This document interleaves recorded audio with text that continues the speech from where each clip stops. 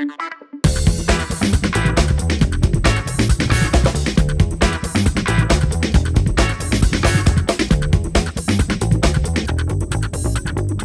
bonkin', everybody, and welcome to Take Your Time, a Persona podcast where we play Persona 5 Royal in real time alongside the real calendar dates. My name is Tom Marks, joined as always by Jonathon Dornbush. Time. Jonathan. Time? Did you Time. just say that was it? Okay. That's my catchphrase now. I'm trying to make it happen. I think Cool. much like Ryuji, I'm trying to make a catchphrase that shouldn't work. This is like an anime catchphrase, like Naruto at the end of every sentence just saying believe it because they had to match the mouth flaps or whatever. Got it Anyway. memorized? Yeah. We've got our first full week of free time for the Okumura Palace this week, which means we've got a bunch of stuff that we can see what we did or didn't do. I had a very funny week. This is the dates of September 20th to 26th, which I have dubbed the week of Maruki. Hell yeah, me too. I don't know. I think we had very similar days during this week then. Yeah. For anybody who didn't hear last week, of course, we are not going to be talking about the palace this week. We're going to save that for not next week, but the week after, and then we'll get into the palace details then.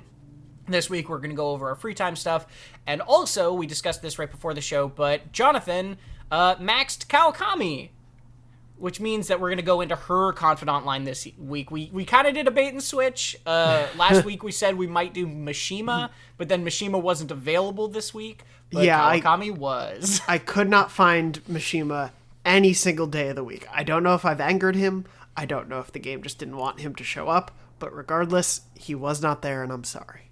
Yeah, it's okay. It's okay. So we're going to do Kawakami this week. We'll save that to the end of the show, obviously, so that if you haven't maxed Kawakami, you don't want to hear that storyline, you can avoid it.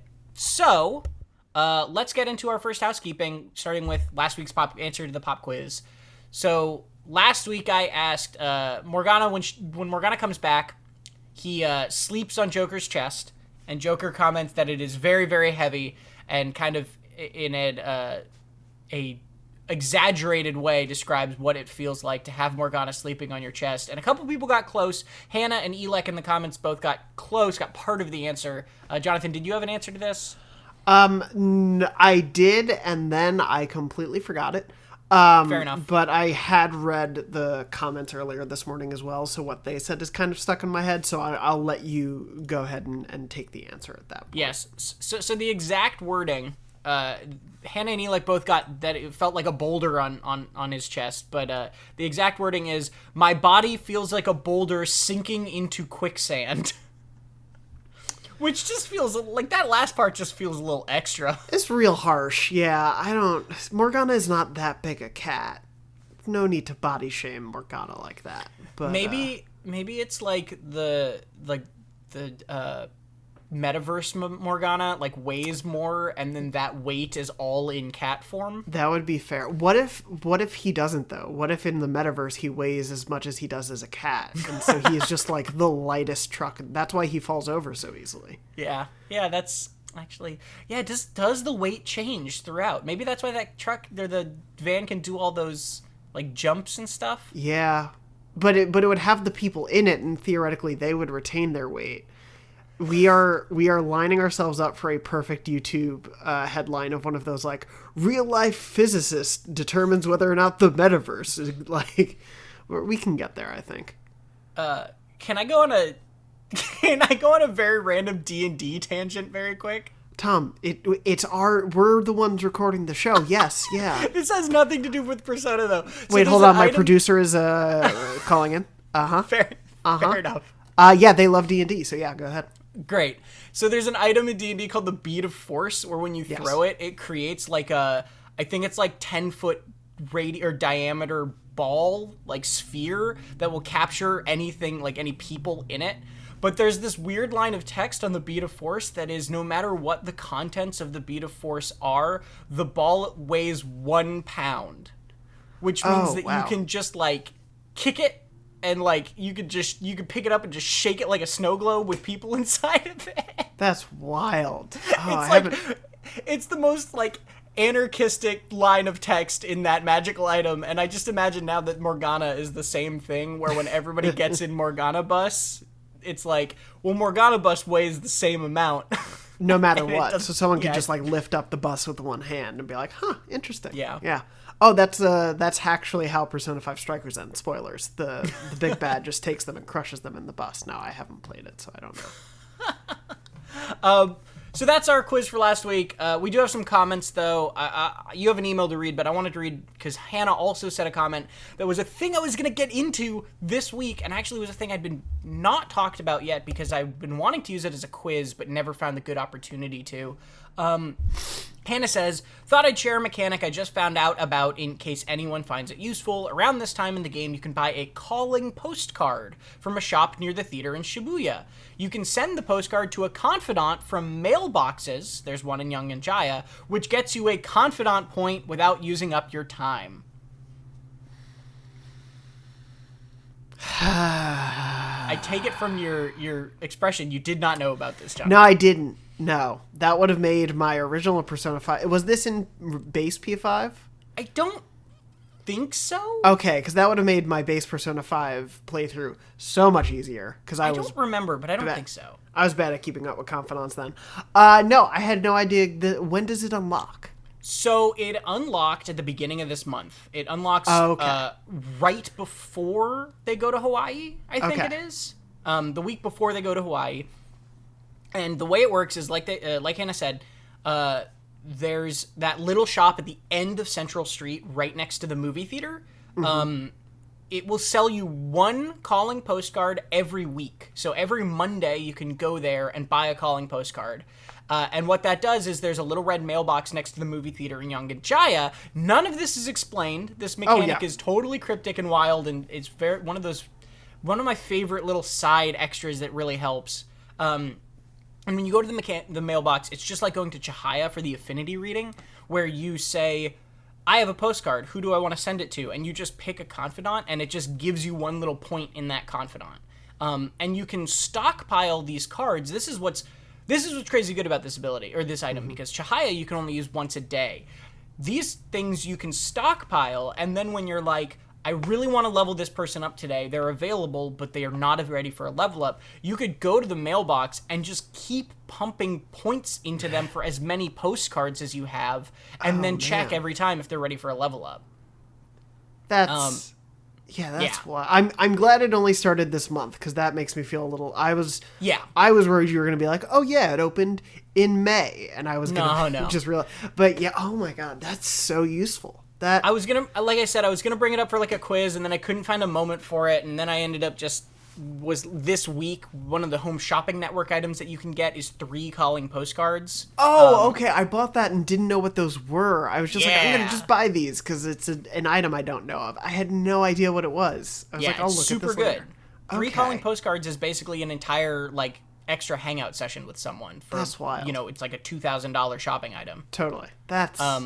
Yeah, so it's really, really good. It's really valuable to keep up with that, of just every Monday go to that store and buy a calling postcard. And you don't even have to use it right away, right? You can use it whenever you want. And they're super valuable and super cool. And thank you, Hannah, for making sure we talked about that, because it is a very good thing to do. Yeah, thank you, Hannah. I'm absolutely going to use that going forward. That addresses one thing that I've thought about the last couple weeks and I don't know if this is just like a little bit of fatigue having played through the game already, but I wish there were more things per day of the week that were like special to do like that as like check-ins. Right.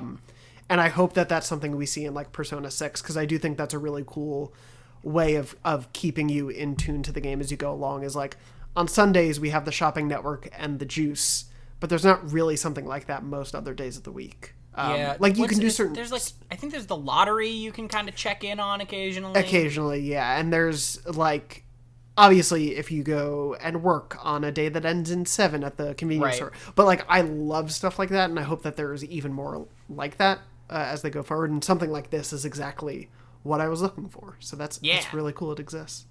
Yeah, calling postcards are just another one of those little ways to cheat the system. What? It's in there, so it's a developer-given cheat. But and then I also have an email to read, which if you at home would like to write in, you can write into dornology@gmail.com. This week's email comes from Chloe. Chloe wrote in and said, appreciation email. So I'm already won over. But Chloe wrote and said, hi, Jonathon and Tom. I've been listening to Take Your Time since you started and thought it was about time I wrote to express my appreciation for doing such a thorough coverage of P5R. I was at the end of my Royal playthrough when you guys started. I have since finished the game and returned the disc to my friend, so I've been enjoying reliving the game through the podcast and being reminded of some of the details I've forgotten. Sidetrack, recently the animation had been released on Hulu as part of the 25th anniversary, so I've been enjoying reliving the game through that as well. It's quite faithful to the game with the same voice actors and soundtrack, plus Morgana animated is the cutest. Anyway, back to the podcast. I do wish you would talk more about the best girl Makoto, though.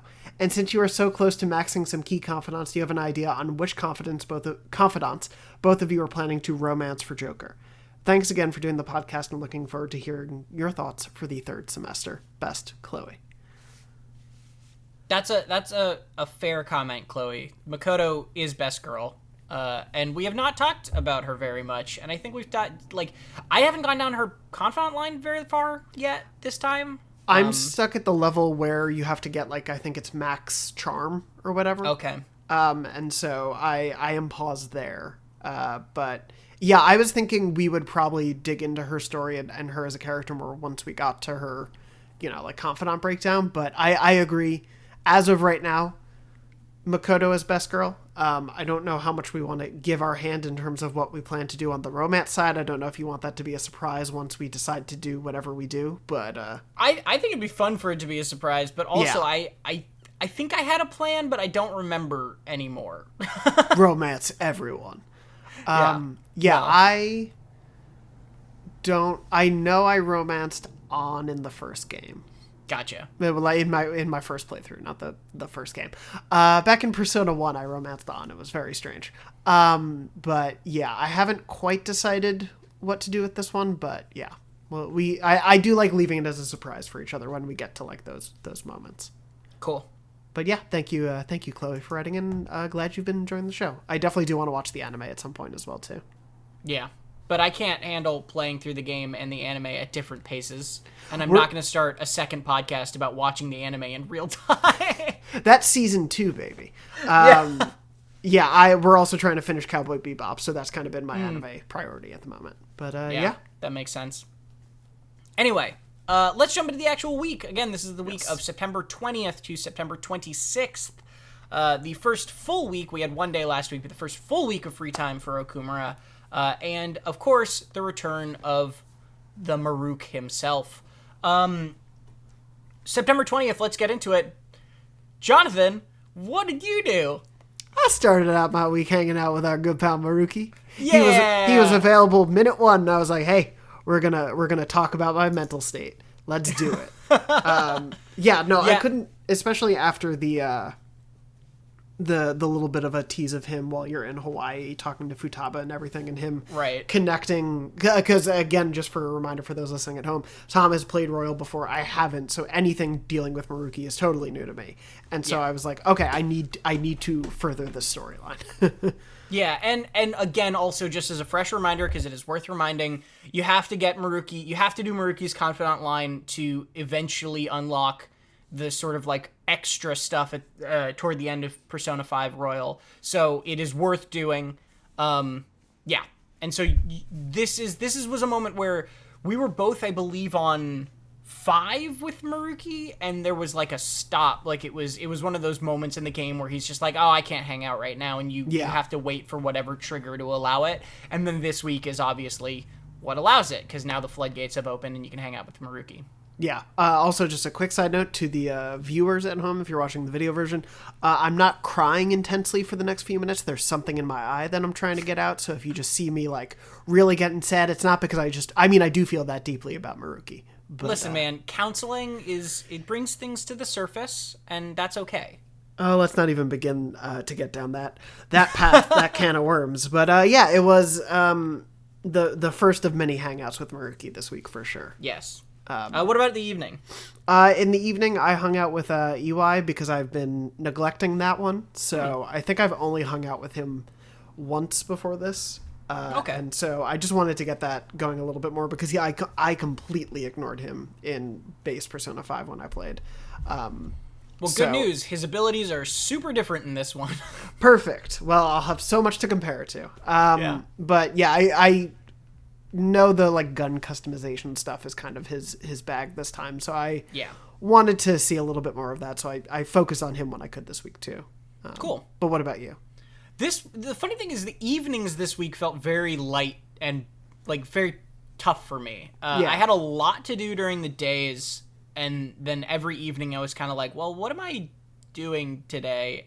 So that evening I leveled Chihaya, mostly because I got her to, I believe it was 6. So I'm trying to get to whatever her Mementos quest is before I go to Mementos. So yeah, I leveled Chihaya in the evening, and I leveled Maruki to 6 during the day. And we're starting to get deeper into Maruki. Obviously, I think the trigger here was that in Hawaii he comes and visits LeBlanc, right? Which means that now he knows about LeBlanc, and then on this rank 6 trigger, you go and hang out with him at LeBlanc. And I think that was like, they needed that story moment to happen so that you could go visit him there, and then suddenly you can keep hanging out with him, right? What about September 21st? Before I get to that, I'm going to ask you to do yours first because, side note for the listeners at home to peel back the curtain, you're stuttering a little bit, and I think it's my Wi-Fi, so I'm just going to quickly switch to wired connection. It's what happens when you have someone else playing Fortnite in the apartment. Anyway, I'm going to have my headphones on, but you tell me what you did on September 21st. Okay. Well, on September 21st during the day, this is wild. Now he's back. I'm so confused. Anyway, during the day I leveled Maruki again because Maruki was available again. And then that evening, I don't think I had anyone to hang out with because I'm at this point now where Hifumi requires max intelligence, Sojiro requires max kindness, and then there's like a couple other people, but like it's hit and miss. So there was just no one to hang out with in the evening. So I ended up going to play billiards because I'd maxed my proficiency last week. So I finally maxed out, and I've completed the billiards thing, and I have max technical whatever. So that's great. That's nice. Yeah, I made the foolish mistake last week of playing billiards without getting the pool cue. So I basically wasted a billiards day, but I realized I had done that at a point where like it didn't matter. Like I'd gone so many days further and didn't save properly, so I was like, whatever, it's just a wasted night. It happens. Sure. But I did try to make up for that this week. But yeah, so during the day of the 21st, hung out with Maruki again, of course. Gotta get that SP up while you're able to this early. Yeah. And then at night, this was a hard night for me because I had the choice between Kawakami, Akechi, and Hifumi. And like most of my nights have been just like choose Oya or Chihaya for the past like few weeks. And I'm like, give me anyone, please. I know, right? And so I feel bad about that, but it's really how I feel too. They're just the most disconnected. And like to the listeners at home, I do know I want to say it was Mara who has been commenting a little bit, but I will double check that. Oya gets good, yes. Who an Oya defender. If not, someone else was commenting about that. Forgive me, but there was definitely some defense, and so I do want to see the Oya path a bit more because I did not see it last time. But with 3 of my faves all in one night to choose from, it was very difficult for me. Sure. So I chose Kawakami, and I believe that was rank 9 for me was that night. So very happy to get there. I didn't go for the romance option, so it went the other way. But I hung out with Kawakami, and then as we both did, thanks to the run of show, I've learned, we both got a text from Hifumi, it seems. Yes. So September 22nd, you can... Did I say what I did? Yes, I already said what I did because you went and did that internet escapade. Yes. September 22nd, the evening of September 21st, you get a text that you can... Hifumi invites you to Akihabara, because the hot weather, she wants to get an air conditioner to replace her fan, I believe is the reasoning. And you can do one of those things where you commit to go or not. And classic I definitely pickup committed. line. Yeah. Yeah. I committed, so that's what I did on September 22nd during the day. I figure you did the same? I went to, I hung out with Hifumi. Cool. And then in the evening, I hung out with Oya. Gotcha. Because I did want to give her some credit this week, so I did hang out with Oya. By the way, I was also just looking it up. It was Camilla who said, I still stand Kawakami, so I just... Cool. I was messing up with it. We do have Kawakami and Oya stands in the comments, so I don't want to ignore the factions out there. And we don't want to belittle them either. No, absolutely. Full power to you. I really enjoyed this little trip though with Hifumi because I assume it was the same for you, where people just keep showing up. Yeah, Yusuke and Chihaya both show up. Yeah, and at one point Hifumi's like, "You just know everyone, don't you?" Yeah. My favorite is, so Yusuke shows up randomly, and the interaction between Hifumi and Yusuke is like maybe one of my favorite little interactions between like a party member and a side character ever, because Hifumi starts like they're classmates, right? Not like literally in the same class, but they both go to the same school. And Hifumi, like Yusuke says something, I can't remember what it is, and then Hifumi goes into her sort of like over the top like knight in shining armor shogi talk, and Yusuke just looks at you and goes, "A bit eccentric, isn't she?" And it's like how God, it's just so poetic to have Yusuke being like, "This one's a little odd, right?" Yeah, a bit much over here, if I tell you. Anyway, let me get into aesthetics. But no, yeah, it's a really funny interaction where I was like, are they related? Yeah. Like what's going on here? Are they long lost siblings? But yeah, it's a really funny scene. And then I think my other favorite part of it too is just that all three of them are like, Yusuke keeps being like, we should go check out these bladeless fans, and both Hifumi and Chihaya are both like, what? Madness. That can't be impossible. What witchcraft are you talking about? And it's just so funny that it's like, obviously this is a game that was developed, 2015, 2016, came out 2017, and Royal is later, of course, but has its roots then. And so there's like, yeah, I guess bladeless fans were a relatively new thing 6 or so years ago, I guess. I don't know, man. But yeah, it was just really funny for them to be like, oh, what could be happening here? And it's like, we go into people's minds, Yusuke. Like, thank you for showing them that bladeless fans aren't too big a deal. But yeah, it's a really cute scene. I really liked it a lot. This is definitely, there are some of these that feel like the person that shows up at the end is just sort of like there just to be there, and this one really feels like I really like the interactions between Yusuke and Hifumi, and then even Chihaya showing up and having these little conversations with them is like, it's a little sort of just like just cuz, but at the same time it fits nicely. I don't know, this is one of my, looking back, I think this is one of my favorite ones we've done so far of these sort of side trips. Yeah, I mean, it's the, of course, to bring up the patron saint of this podcast, Andrew Goldfarb, he and I used to always talk about how much fun it could have been to write Avengers Infinity War and Avengers Endgame, because it was like, okay, we have 80 characters to choose from, and like, what's a scene between Rocket and Captain America, or what's a scene between X and Y, and like, some of these scenes feel like that, of like, okay, we put Chihaya, Yusuke and Hifumi in a room together. What are they doing? What are they talking about? What happens? And some of them definitely succeed more than others, but this one is definitely one of my favorites. Yeah, Chihaya's like, I'm reading your auras, and like, you both have a very like strange, not like weird or like whatever it is, irregular connection to Joker, and they're both just like, yeah, that sounds about right, and like just take it in stride. Yeah, which, like, if you were overhearing that conversation as you walked by, you're like, what are they into? What is happening over here? But, it's a really good scene. I definitely recommend, if you've been taking Tom's advice from months ago and saving repetitively, throughout the game, and you didn't go hang out with Hifumi, if you're able to without messing up your saves, I'd recommend going back to see it, because it's a fun, cute little interaction. Yeah, it's nice. And then that evening, I also leveled Oya. So we've had very similar weeks so far. Nice. Yeah, that is very funny. Yeah, it was one of those days where I think it was like Oya, Chihaya, maybe one other person. But I was like, you know what? I keep dissing Oya on the show. I almost said Ohaya. I almost combined the two of them. And I was like, let me just go talk to her. And it was a good conversation. Like, it was fun. And Lala-chan is always a really great element of those scenes. But yeah, it's I just love that eventually it's just you at the bar and it's like, no, you can't drink. You should probably go home. You're a teenager. But yeah.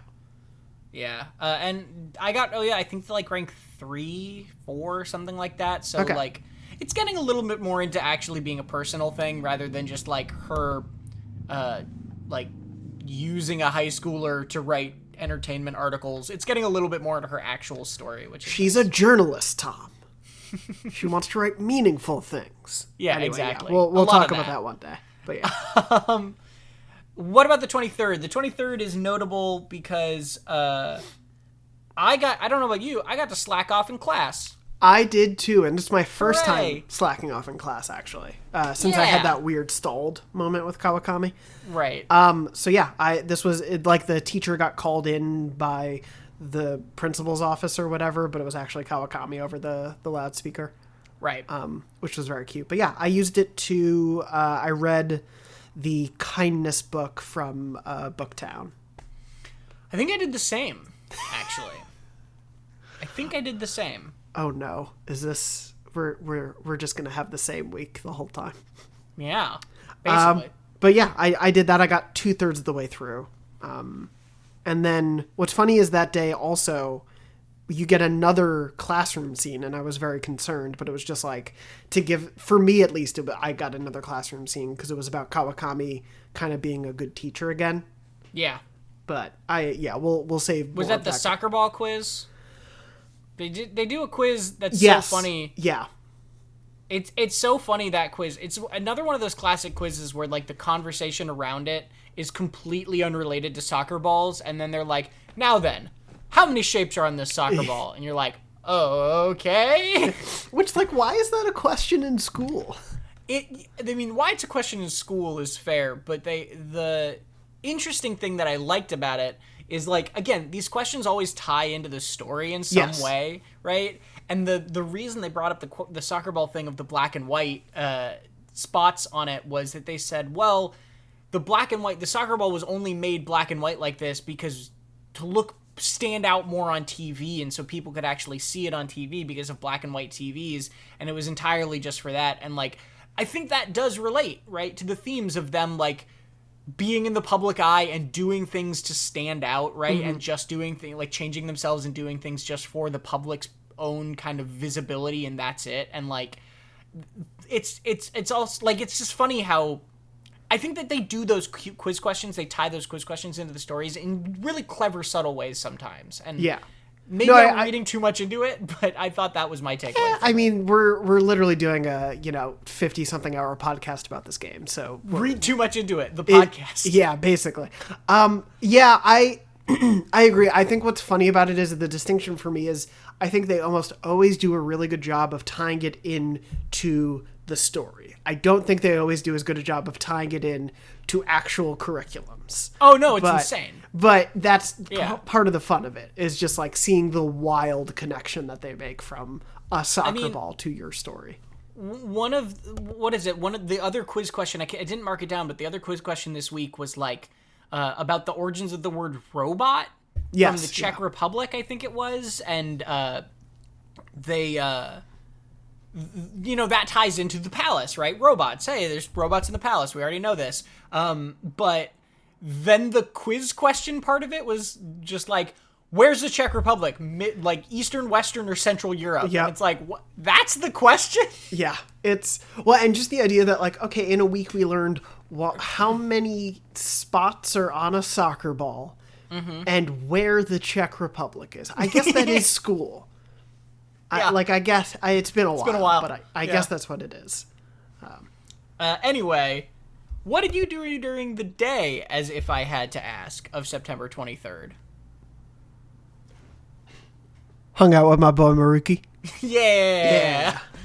You and me both. So that means we got him up to, at this point, I think he's 8 at this point. Yes. Yeah, that sounds about right. Woo! Yeah, just flying through. Oh, yeah. There was a lot of revelations this week about Maruki, which was a lot of fun. Yes. We'll talk about that in the future, but I I genuinely am really loving finding out about him. Maruki is cool. He's Yeah. such a like friendly dude. Yeah.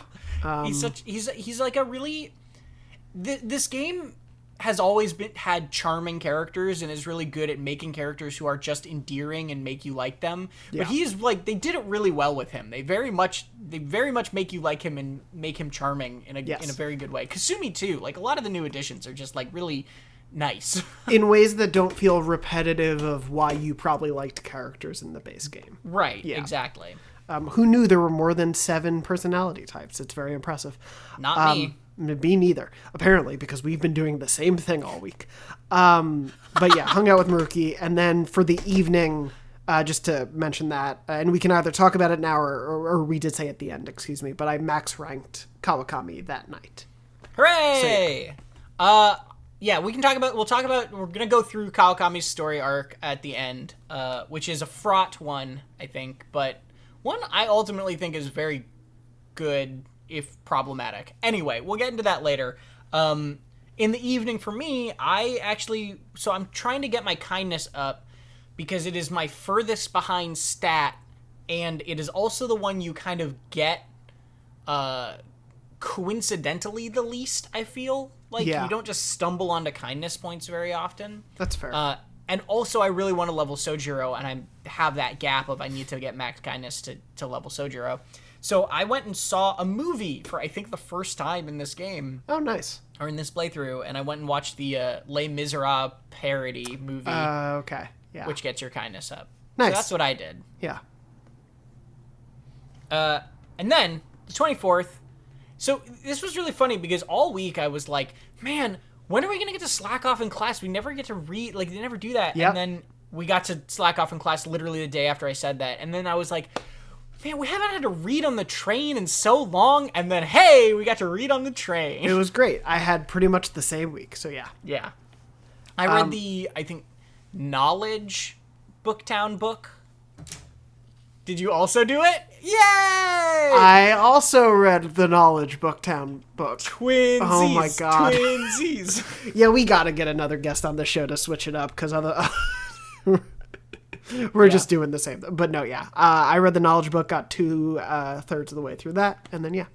Oh, I misread my notes. So the Kawakami scene you got last time was just because of your Confidant thing. Yes. And then today was the soccer ball quiz. So yes. I messed that up a little bit. All good. And then on September 24th during the day, did we both level Maruki? No. Oh!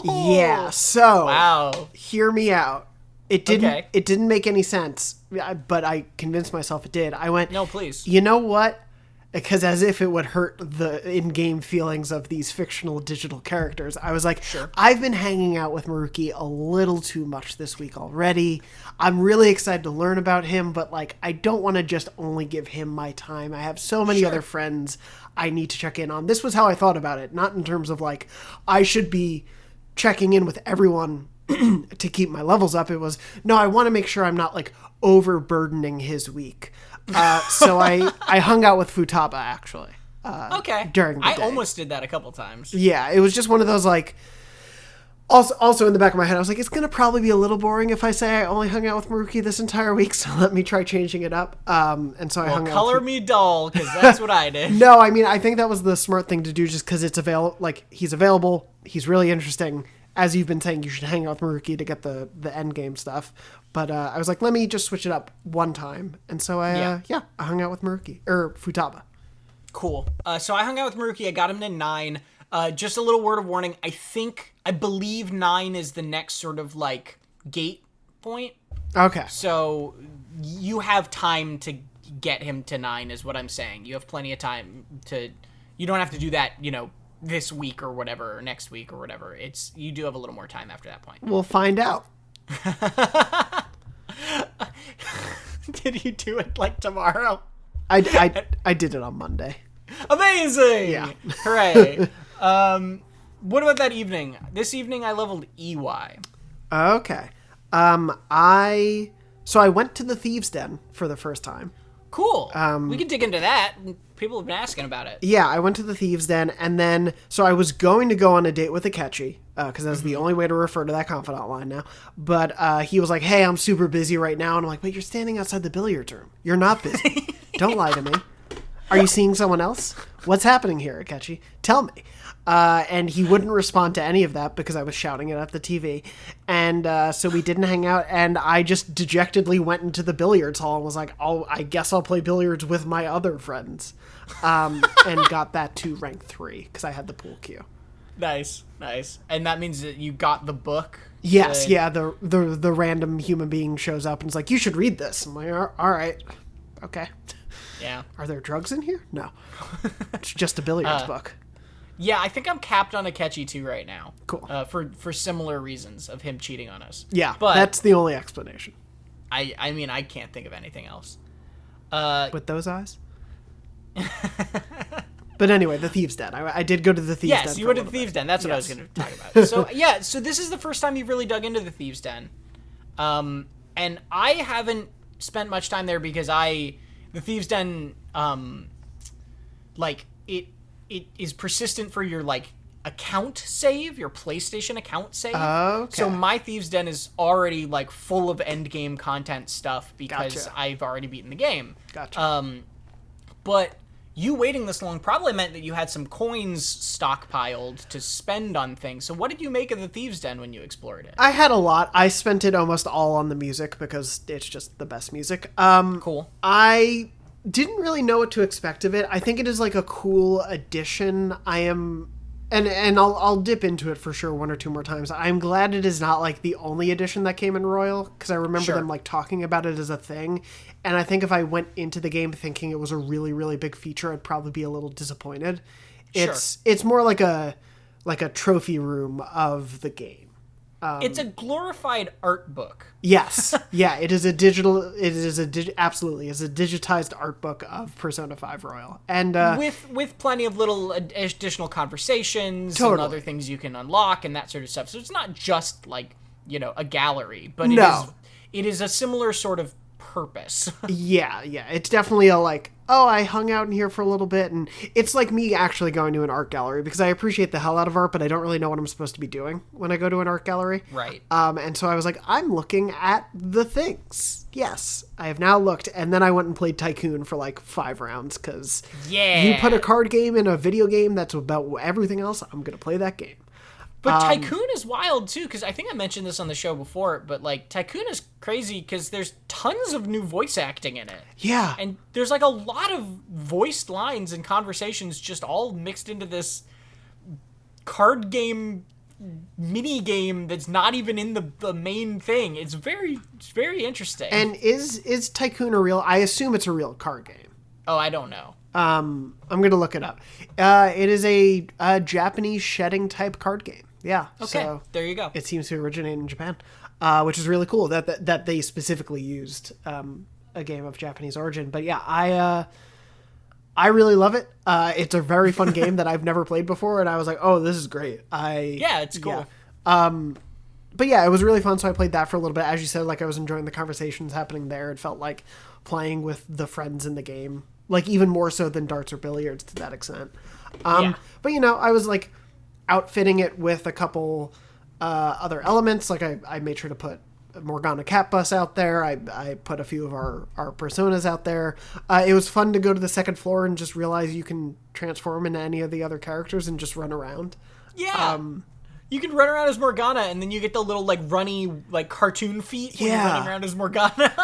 It was so cute, and I flipped between just a few other people just to test it out, and it was cute, and again, it is very superfluous in that way. It is not, I think, if you haven't jumped into it, you're not missing the key to the game or anything, but as a fun thing to explore into, I like that you can essentially get little dioramas of scenes from the game. I do think it's very funny that it's you can get things like the cafe that you can go to in Shibuya, or a press conference room where it's a table and 5 microphones.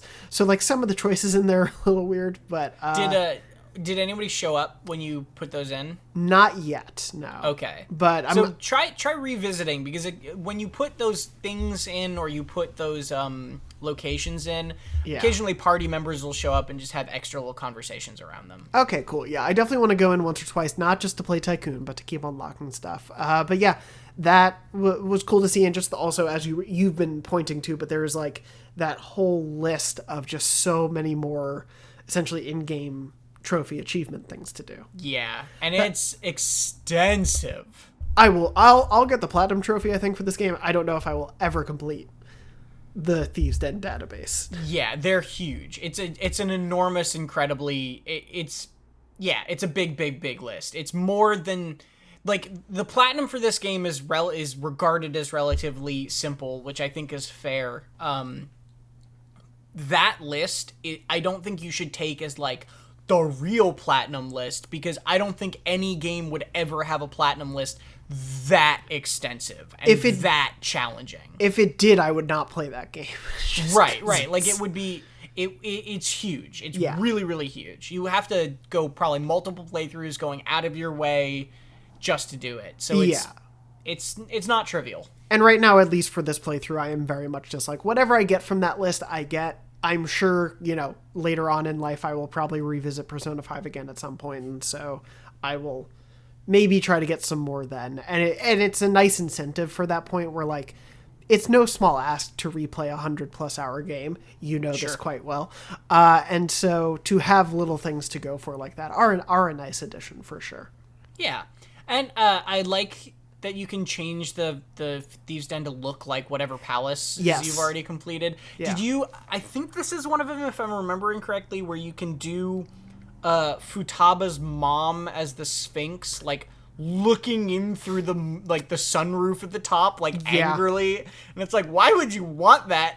Exactly. I didn't switch to that, hang out. But I saw those options, and like, some of these is just, it's gonna bring up bad memories. I don't want to do that to the group. That just seems wrong. Yeah. But yeah, Futaba hanging out with the effigy of her monstrous dead mother above her, like, oh my god. Yeah, which was the manifestation of all of her issues for this. Yeah, like, oh boy, let me not do that to Futaba. Let's play some Tycoon, Futaba. Yeah, with that looking down at you. But yeah, it was cool. I definitely recommend, if people haven't gone in like me yet, definitely stop in there by this point. And like I said, I'll check in, especially to hear those conversations that you were mentioning. But it's not going to be like, I think, a weekly check-in thing for me or anything. No, I think when I played through Royal the first time, I checked in like once after every palace, basically, just to like see what new items there were. But again, it wasn't like I was spending hours in there each time. It was like I would go in for like 10 minutes, see what new stuff there was, talk to a couple people, and then leave. Yeah, that seems about right for this. But yeah. Yeah. Well, cool. I'm glad we talked about that. The Thieves Den is a fun little addition. There's a lot of cool art in there that you can unlock. There's a lot of cool... It's fun to just be able to run around locations kind of freely that you otherwise wouldn't. Like, the fishing area, I think, is one of the ones that you can kind of run around. Yes. So, yeah, I'm glad we talked about it. Where were we? I believe that was the end of the 24th. Yes, we were moving on to the 25th. Moving on to the 25th, only 2 days more. Today is the Sunday, so Futaba is hanging out in the cafe, just as like one of the things you can hang out with. One of the people you can hang out with, play video games with her. And then there's also the shopping channel, which we briefly talked about earlier, which was either as a choice between like infiltration tools, like lockpicks and smoke screens, or a package of I believe it was Phantom wafers and calling postcards. Yes, yeah. And that one I definitely got because the calling postcards are super good. That's what I got, mostly because the last time I hung out with Maruki, I got Phantom wafers, so I was like, I'll get some more of those, and then also whatever these other things are that I didn't know. Right. But yeah, I just love the idea that it's like, oh, what are they selling this week on TV? Oh, lockpicks and smoke screens. Don't worry, someone will need these. I think the idea is that they were both like Phantom Thieves merch, for sure. Right? Yeah, but also it is like still functional lockpicks. Yeah, it's very funny. But and there was also a smoothie today. Yeah, mine was kindness, for what it's worth. I think mine was charm. I don't remember. I'm a week behind for sure. Right, but yeah, right. What did you do during the day though? I did actually hang out with Futaba. I haven't really done any of those like. Someone's in the cafe, hang out with them, mostly because it was Yusuke and I had like maxed him out. So I just wanted to do it. It was a cute scene. It was actually the first time I played a video game in the game, and my brain just broke and didn't know what direction arrows were, so I lost. But she seemed happy by that because she won, so it kind of worked out. Nice. So it worked out for the best. I only hung out with her for the day. It did, like, offer the option to keep hanging out for the evening, but I wanted to make sure I didn't do the shopping network or the juice before that by accident, so I was like, let me just go do that stuff. But I only hung out with her during the day. What about you? So during the day for me, I maxed out Takemi, Nice. which was actually an all-week affair because I had gotten her to 9 last week, and then this week I went to Chihaya to buff her up 3 times, and then I also sent her 3 calling cards, which is a total of 6 Confidant points, which is basically the equivalent of going on a trip with her and giving her a max level gift, right? So I cut out 1 to 2 full sessions of hanging out with her in order to just max her out today. Nice. So I'm done with that, but yay, Congrats. I got her to 10, which I'm very happy about. And then in the evening, I didn't have a ton to do, but I actually took EY, just like not leveled him up, but just took him out on a hangout. Because if you hang out with EY, he'll invite you to the park, and then you get a little swan boat for your room. Oh, cool. Okay. So I wanted that item, and then I ended up hanging out with him, getting some points, giving him a gift, so I got him a bunch of points too. So it was just a fun little time to do one of those side ones. Yeah, I ranked up with EY that night. Cool. So yeah, but again, similar weeks for sure. But hung out with him. I think that was just rank 4 or whatever. And then got a text from Kazumi at the end. Yeah, so in the evening you get a text from Kasumi that's basically just like, I'm super excited, thank you so much, my meet went great. Which is like a nice little bit of story in the middle of this free time. Yeah. And she was basically just thanking you for giving her confidence back and that the meet went great, and she'll text you when she gets the results or whatever. But you find out that Kasumi's meet went really well, which is nice. Which was great to hear. Yeah. Yeah. But what's really going on with Kasumi? She's been dead all along. There is no Kasumi. It's a ghost. No. What was I saying? September 26th. Oh, yeah, this is what I wanted to talk about. Something that happens this week that I find very funny is that every other, like the last couple of palaces, you're getting texts from the group that are like freaking out nervous texts every day that are like, we should be, like, what's going on, guys? Like, this is really stressful. Like, everything's really serious. Yeah. And then this week, it feels like basically none of that exists. No. Like, all the texts that you get are just people, like, your friends just, like, talking. They're not really, like, freaking out. Haru's not really, like, overly worried about anything, right? Like she's nervous, but she's not, like, losing it, really. Haru is basically like, I would like to stop him as well. And then it just keeps going. And it's like, oh, okay, yeah. Yeah. And then I feel like that changes a little bit on this Monday. Yeah, where that's suddenly fair. On this Monday, you have a meeting with Makoto at the train station where she's like, for the first time of this free time, is like, hey, are we going to the palace today? And then, like, you get Morgana at the end being like, we should really probably, like, go to the palace. And then also during the day, I only had Yusuke to hang out with. Like, there was basically very little to do during the day. Oh, interesting. And then I had basically nothing to do during the evening. So it was like, it felt very much like the game, like, was starting to be like, okay, you had your fun hanging out with Maruki, now, like, get on with it. Get on with it. And frankly, I probably would have gone to the palace today if it wasn't for the fact that, like, I had kind of a busy week in real life and was just like, I don't want to do the palace today. Yeah, I mean, hey, worst comes to worst, if you decide to retcon that day and go to the palace on it for next week, I won't blame you. Not a terrible idea, but no, I probably won't. I actually went to the Velvet Room because I had put Persona in there for the, like, training thing. And the twins called me and were like, hey, you're going to lose this Persona. You got to come collect your kid. And so I went and got the Persona. Also got public executions, which I didn't try, but that is, I think, a new feature. Or if it's not, I don't remember it from the first game. But essentially, like, you put in a Persona, you get someone else's Persona from somewhere else on the internet, and it's like, it'll get you possibly cooler specific moves and things. But I haven't done that yet.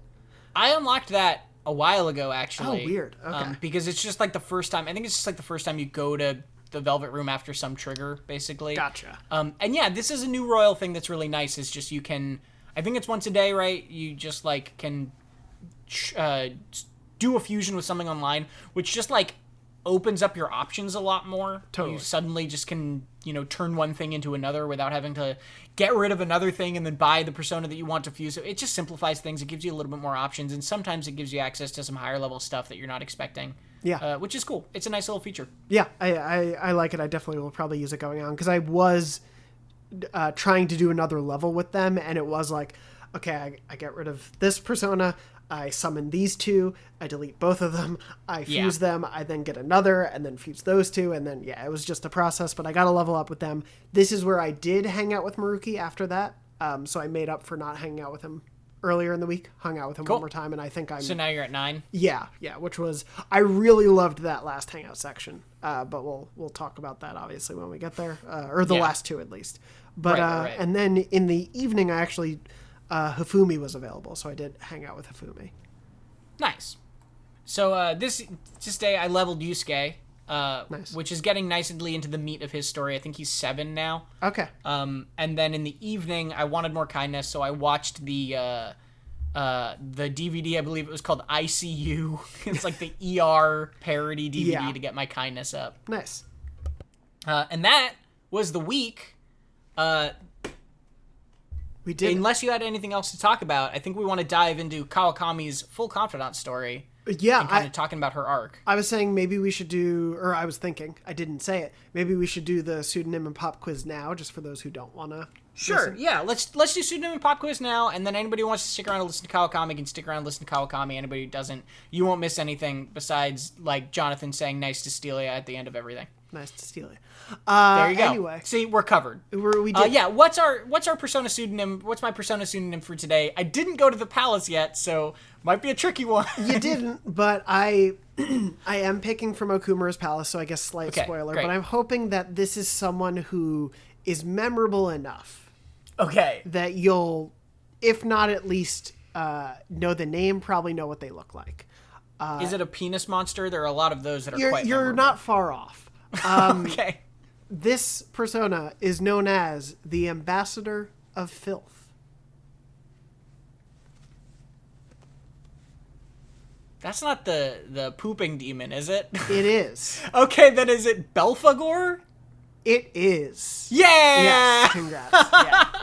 That's what I was gonna guess. If I didn't say penis monster, I was gonna be like, is it the pooping demon? It's one or the other in this game. And for those who are new to Persona and you haven't met Belphegor yet, I would recommend not Googling and just let that encounter happen on the fly. Everyone has met Belphegor, because Belphegor is also an you're enemy, and in the Kamoshida stuff at the very beginning. He's way early there. I may He's have like a even special met him, enemy. But yeah. Anyway. No, you didn't do Belphegor yet, I don't think. Yeah, the Ambassador of Filth is a hell of a persona, and to Tom's point, if you thought some of the personas were weird so far, we're just getting into it, my friends. The worst part about Belphegor is his animation for when he uses an ability, because he just kind of like tenses in a very understandable way. Sure, yeah. Yeah, it's weird. It's gonna get real weird in Okumura's Palace, but yeah, we'll get there. We'll put out the pop quiz too. So the pop quiz is for anybody to guess next week. You can leave a comment on the Dornology YouTube channel. You can send us tweets. I'm at Tom R. Marks. Jonathan's at JM Dornbush. You can email us at dornology@gmail.com. Whatever you want to answer this question. The pop quiz question. I can't remember what I chose for this one. Oh yeah, this will be potentially a slightly easier one for anybody who did the Hifumi Yusuke Chihaya event, and anybody who didn't, you might be out of luck. So, during that event, Yusuke shows up, and is also in the Akihabara section, or like air conditioning section, runs into you to chat. But he's not there to buy anything. So the question is, why did Yusuke show up to Akihabara at the same time as you guys? I do know that. In his own words, if you can. Ooh. Not necessarily, You don't have to, but if you have his own words, that's bonus points.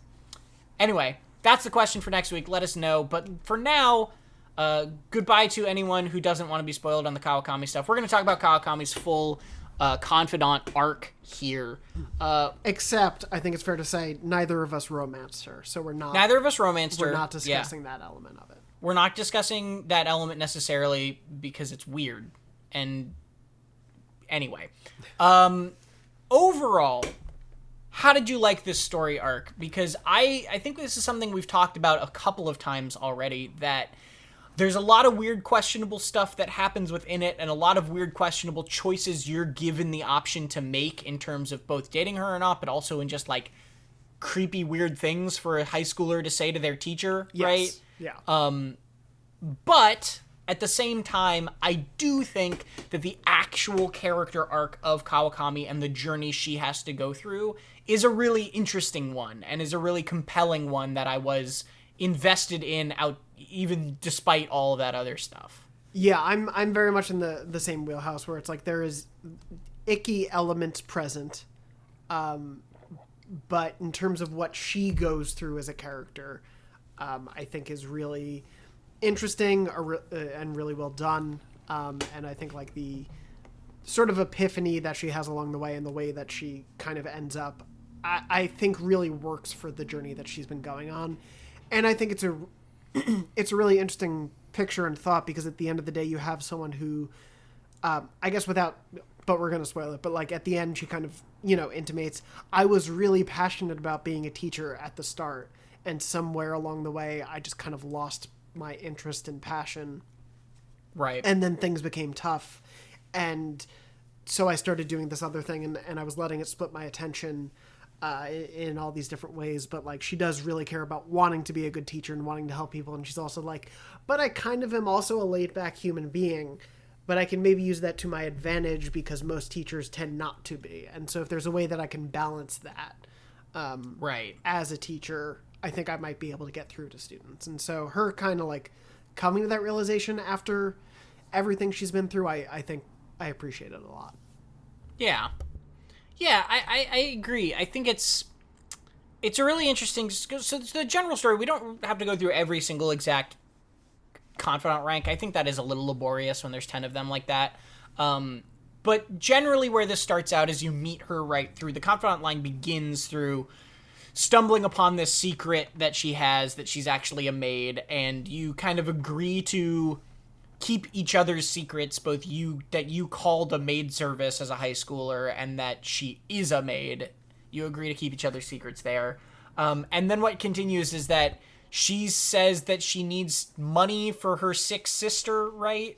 And so you keep hiring her out of, like... I mean, what your motivations are is, if it's pity, if it's horniness, whatever. Like, you kind of get to choose, but you keep giving her money, and she keeps complaining about money. And while she keeps complaining about money and is working more and more, she's talking about how she's working too many hours and is exhausted and is, like, falling asleep on your bed, basically, just, like, because she can't take it. And eventually you find out, by, like, rank 4, I think, she admits that the thing about her sister was a lie, and that you should not hang out with her, right? Like, she, I think, has a lot of self-esteem problems, right? And is like, I'm no good for you, right? Because she goes through this thing that you find out later, which is that eventually she ends up in the hospital, right? But at a certain point, she tells you about the student that she was mentoring, even though he was, like, working another job, and she was, like, giving after-hours help to, and then he died because he was, like, sleepy or something. I think that was he got into an accident because he was overworked, and so... I believe that was it. His guardians are blaming her for overworking him, and she's sort of exploiting her guilt about that, even though really they're just that in it. You find out eventually that they're just in it for the money, right? They don't really care about her. And she sees it as like she's failed this student by not doing what she could to protect him, and suddenly her entire self-worth goes down the drain, and she's doing all this stuff just to make the money and also letting it slip, her teaching slip. And you eventually basically are able to show her that, like, that's stupid and she shouldn't be doing that, and these people suck. And so she says, you know what? The best way to honor this kid's memory is to not let it happen to any student ever again. Be a great teacher. Support my students. Obviously, the family's pissed about that. You change their hearts. And then she says, hooray, and now has kind of rededicated herself to her profession. And that's sort of her character arc. Yeah. And it's one I actually really dig. Like, I think that Kawakami is a very complex character. Her motivations are really unclear early on, which I think definitely doesn't help the sort of skeeziness vibe of the whole thing, because you don't understand what's going on. She's scamming you for money, right? And, like, yeah, it's all weird. And then eventually, I really do like where she ends up, of, like, realizing what she needs to do to better her, to kind of find her passion again, to help her students. And yeah, I just think she's a really interesting, complex character that is tied up in a lot of gross stuff that shouldn't be there. Yeah, I'm very much of the same mind. I think it's one of those things where it's like, I think the reason, and again, like, if you made the choice to romance her, it's your game, it's totally fine on that case. I think the reason, at least, and I don't want to speak for you, but the reason I find it icky is that it's an older person in a position of power with a kid, exploiting them to a certain degree, both first financially and then kind of romantically at a point where they, even though Joker is very self-assured and has had quite a lot of life experience, is still a kid. Yeah. And so, but I think that aside, like, as you said, there are layers. Sorry, go ahead. Real quick on that note, like, the other thing about that is annoying is that it explicitly flies in the face of her arc, right? Like, yeah, she is figuring out what she needs to do the best thing for her students, and then meanwhile she's, like, admitting while you're going through the dating thing, because I've watched it, right, just to, like, kind of have all the perspectives of it, and, like, while you're going through the dating thing with her, she's like, we shouldn't be doing this, you're my student, I'm your teacher. So she, like, actively knows what she's doing is, like, not great. Yeah. And, like, I think that flies in the face of the development that she has as a character, because the developers just mechanically wanted you to be able to date every girl that you are a confidant with. And I don't think that makes sense. I think it's just a frustrating thing to be in the game when it really doesn't need to be. Yeah. And I think as a result, if you take that path, again, no judgment if you want to, it's your game, you can play whatever way you want, I think it weakens her kind of development as a character in the larger picture. Yeah, you do get that a little bit, I think, because I also wanted to, like, know where that path went. And I think I might have even, on my first playthrough, I think I might have even done the romance because I thought that was how you got to max rank, because I was looking at a guide and it was like max rank romance, and I was like, oh, so I have to do that. Right. And yeah, it was really stark to me seeing the, like, this isn't right sort of dialogue in there, but it continuing, and that just is like, and I know it comes down to then Joker being like, it's okay, I want to do it, but it's like, he's still a kid.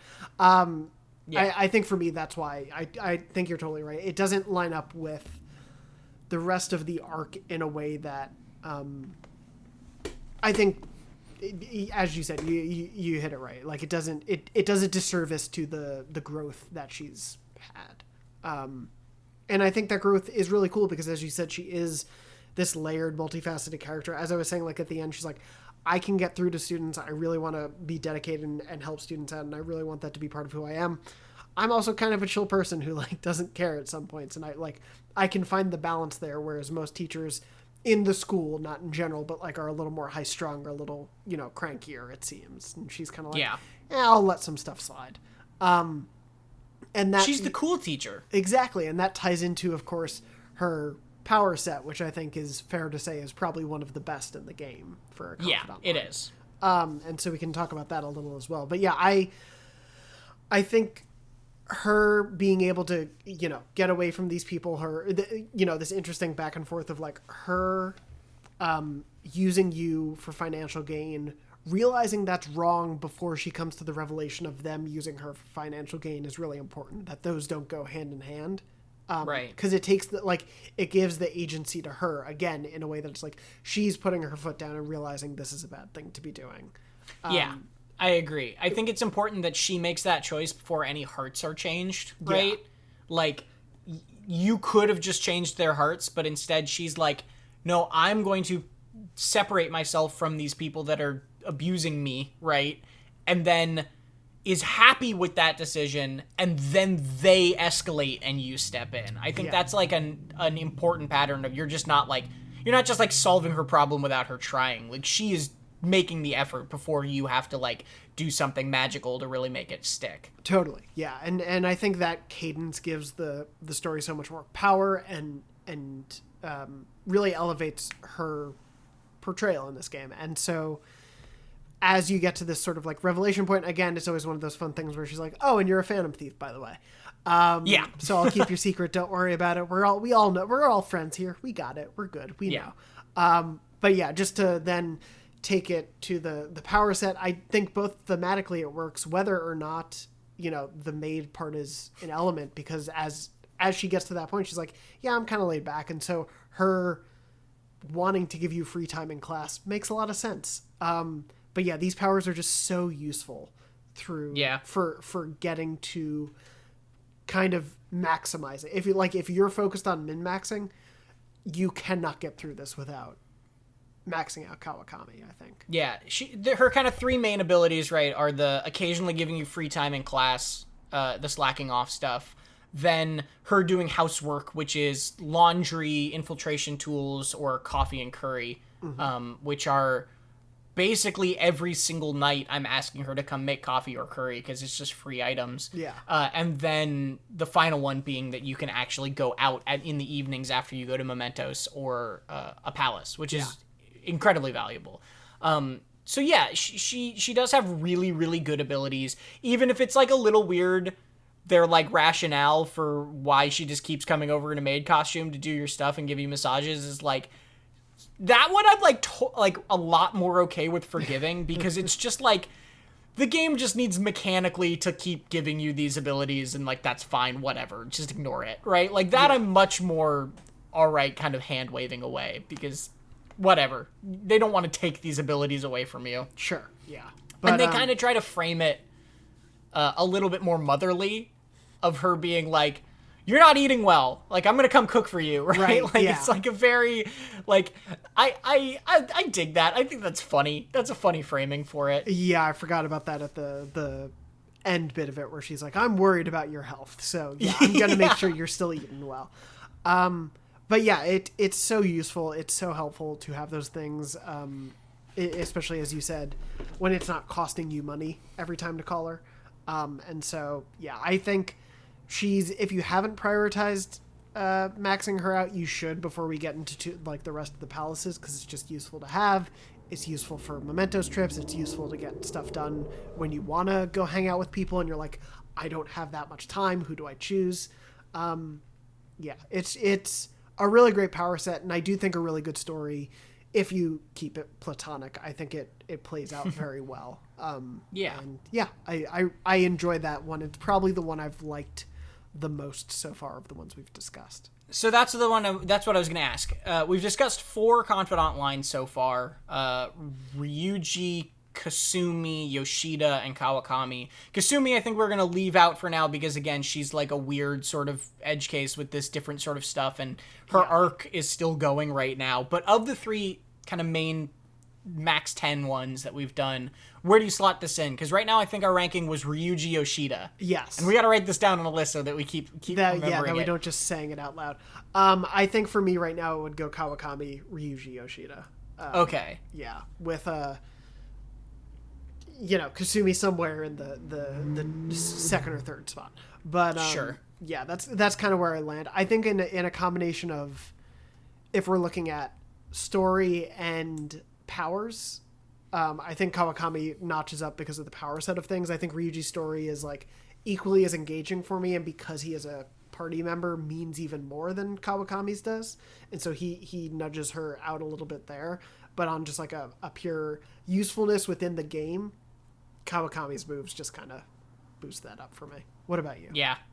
I think the usefulness of the moves Kawakami is way, way high. I do think I probably, I don't know. I think overall I like hanging out with Ryuji more than hanging out with her. And That's like fair. That was probably be why I'd put him above. Yeah. But I agree that Kawakami is the confidant that every time I talk to a new person recommending them play this game, I would be like, hey, there's this kind of weird confidant line with your teacher, but, like, that's the one you should max first. Yeah. That and Mishima, basically, are, like, you should just max those quickly. Yeah. Because they're so valuable. Totally. So, yeah, I agree that she's an important one in that regard. I'm glad we dug into that. Me too. That's about all the time we have for today, though. Morgana is telling us to go to sleep now that Morgana is back, which is nice. It's actually sunnier outside my window than when we started. So apologies for the video. The joke may confuse you, but yes. Yeah. Overcast mornings. Yeah, I know.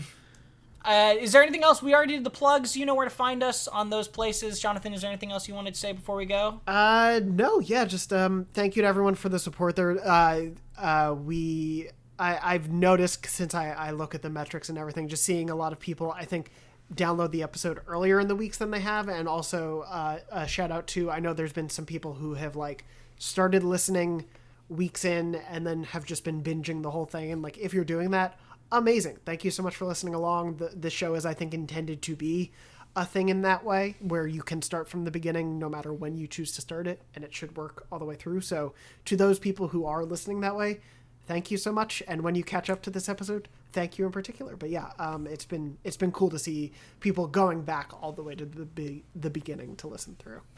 Cool. Yeah. And next week we, depending on his schedule, we might get back into Mishima as we thought we were going to, but we'll have another free week to dig into things, and it'll be fun. I think I probably will end up doing the Palace this coming week. Cool. But again, we won't talk about it until the following week after that. Yeah.